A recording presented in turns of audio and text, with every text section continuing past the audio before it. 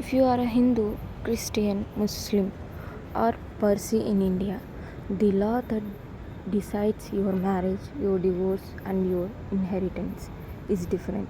No customs, no rituals, the law itself. For over 75 years, one line in the constitution has promised to change that, and India still hasn't done it nationally. But in 2026, that's suddenly shifting fast. Let's break down the Uniform Civil Code, what it actually is, why it's so controversial, and why 5 states have moved on it's just this year. Hey everyone, welcome back to the channel. Today we are tackling one of the most debated legal and political topics in India, the Uniform Civil Code or UCC. If you heard this term thrown around in parliament, debates, elections, speeches, or news headlines and never got a clear answer on what it means, this video is for you. Let's start with the basics. The Uniform Civil Code refers to a single set of laws governing personal matters, marriage, divorce, inheritance, adoption, and maintenance that could apply to every citizen regardless of religion. Right now, India doesn't have that. Instead, different religious communities are governed by their own personal laws. Example: Hindus, Buddhists, Sikhs, and Jains follow the Hindu Marriage Act and the related Hindu personal laws. Muslims follow Muslim personal law, largely based on Sharia. Christians follow the Indian Christian Marriage Act and Divorce Act. Parsis have their own separate marriage and matrimonial laws. So, depending on your religion, your rights around divorce, inheritance, shares, or adoption can look completely different. Even though you are the same Indian sitting, if you are same Indian citizen sitting in the same courtroom, the UCC could replace all of that with one common code. This is a new idea. It's written directly into the Constitution, Article 44, under the directive principle of state policy, which says the state shall endeavor to secure for the citizens a uniform civil code throughout the territory of India. Here's the catch: directive principles are not enforceable in court. They are guidelines for governments, not laws the government is legally bound to implement. That's exactly why this has stayed in a live debate for over 7 decades instead of becoming settled law. There is also history behind why personal laws were kept separate in the first place. At independence, India framers were cautious about touching religious practice too quickly in a newly formed religious diverse nation. Ambedkar himself supported a uniform code in principle but acknowledged the political sensitivity, leaving it as an aspirational goal rather than an immediate mandate. Let's look at why supporters push for a uniform civil code. Equality before the law. Supporters argue that having different rules for different religions contradicts the constitutional promise of equal treatment for every citizen. Gender justice. This is one of the most cited argument.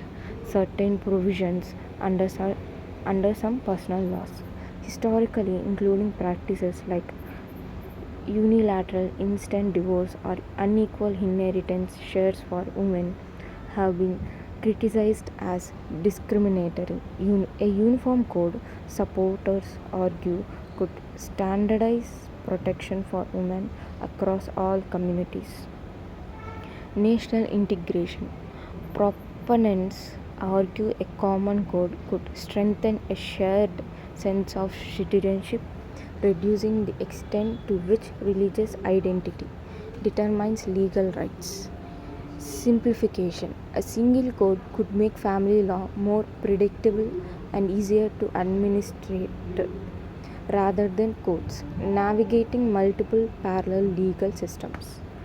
Judicial support. Indian courts, including the Supreme Court, have on several occasions argued the government to move toward a uniform code, describing the current patchwork as a source of confusion and inequality.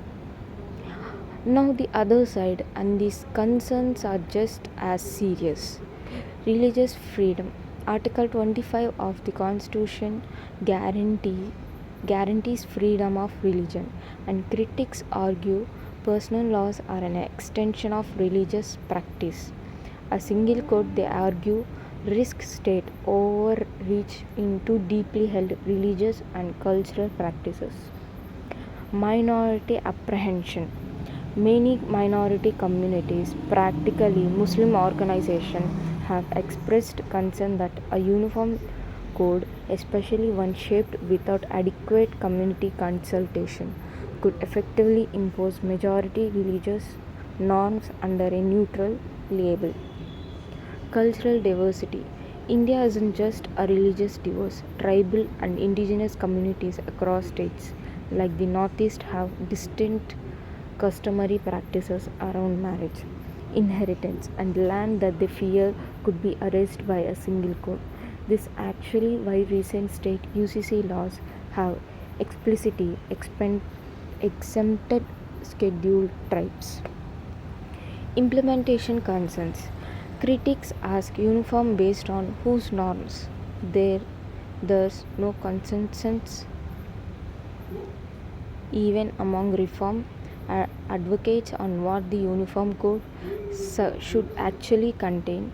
Whose traditions become the default template is itself contested. Federalism and timing. Some argue this should evolve through gradual reform and a dialogue with communities, not a top down legal imposition, especially when trust between communities and the state on this issue is fragile. Here, what makes 2026 different? This is no longer just a theoretical debate, it's a becoming live law state by state. Goa has actually had a version of common civil code since Portuguese colonial times. It's the one existing precedent in India. Uttarakhand became the first state post independence to pass a UCC bill in February 2024 and it was formally notified in early 2025. Gujarat, ha- Gujarat has passed its own UCC bill in March 2026 after a state committee headed by a retired Supreme Court Justice Ranjana Prakash Desai submitted its recommendations. Assam followed in May 2026, becoming the first northeastern state to pass such a law, with Chief Minister Himant Biswa Sharma calling it a major campaign promise fulfilled. Madhya Pradesh passed its bill on July 21, 2026, amid strong opposition protest inside the assembly. Rajasthan has set up its own high powered drafting committee, also headed by Justice Desai, with an announcement made in June 2026. A pattern is emerging. These state level laws typically cover marriage, divorce, inheritance, adoption, and even live in relationship registration, but they consistently exempt scheduled tribes whose customary practices remain constitutionally protected. The Supreme Court has also weighed in this year, reiterating that the time has come for legislative action on a uniform code, so it has stopped short of ordering one, reaffirming that this is a call for Parliament and state legislators, not the court. What's notable is that national UCC still doesn't exist. What we are watching instead is a state by state rollout, largely led by BJP governed states, while the broader political and social debate about a central nationwide code continues. So, where does that leave us? The Uniform Civil Code sits at the intersection of three things India has always had a balance carefully: equality before the law, religious freedom, and respect for cultural diversity. Reasonable people, legal scholars, women rights advocates, religious minority leaders, and constitutional experts land on very different sides of this, often for good reasons. What's clear is that this is no longer a distant constitutional promise sitting in a textbook. With five states now moving on their own version, this debate is actively reshaping personal law in India is in real time.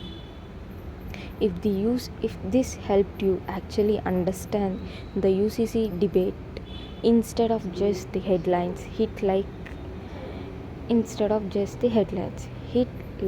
and subscribe for more explainers on Indian law and policy. Drop your take in the comments. I read all of them. See you in the next video.